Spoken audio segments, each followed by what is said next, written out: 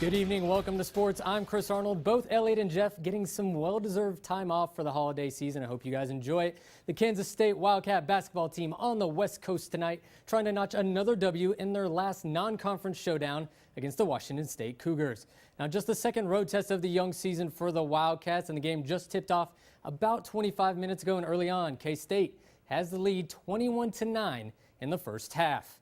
Well, the number 11 ranked Wichita State Shockers got back to their winning ways last night, knocking off the Red Wolves of Arkansas State at the Roundhouse 89-80. Now, Coach Marshall even joked after the game that the fans have been asking to see some close games, and their wish was granted.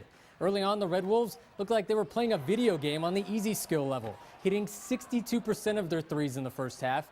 It was the third straight home game the Shockers have let an opponent come in and score 80 points or more. So heading into their last non-conference game on Friday when Florida Gulf Coast comes to town, the Shockers are trying to get everything figured out on the defensive end of the floor. I think it was Zach at halftime said y'all want to be known as the best offensive team in Wichita State history or the worst defensive team. And, I think that's a really good point. And that's kind of where we're headed, and I don't think any of those guys in there want to be like that. I don't know if we've just hit a bad streak, or I'm not doing nearly as good enough job, or the personnel is different.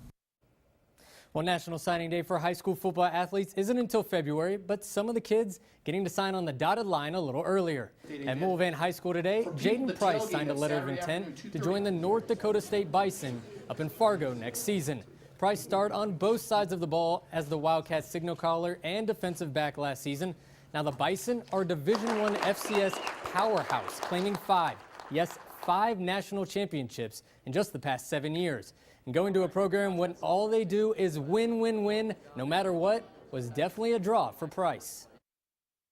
The winning culture and just the town is nice, and the family and the coaching staff is just wonderful. Now, Price was just one of several local high school and junior college athletes to commit today. Matt Copeland, the big 6'5" lineman for Collegiate, will be lining up for the Jayhawks next season. And Derby Panthers wide receiver Michael Littlejohn will be taking his talents to Brookings to play for South Dakota State Jackrabbits next year. Well, the Kansas State Wildcat football team hasn't played a game in almost a month, squeaking by Iowa State 20-19 at home back on November 25th.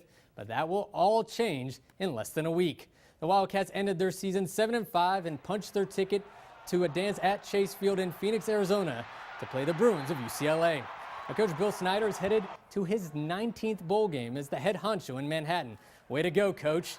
But at 78 years old, will this game end up being his swan song? The people in our program, the players, etc. If I have to assess, which I haven't done, just exactly, the impact, positive, negatively, that I've had, with them. So same things that I've always said. It's just about being more thorough with it, because it's for me, it's a big decision. And guys, that has to be the $3 million question that everybody's wondering. Will Bill Snyder stay or will he go? He's got 209 victories.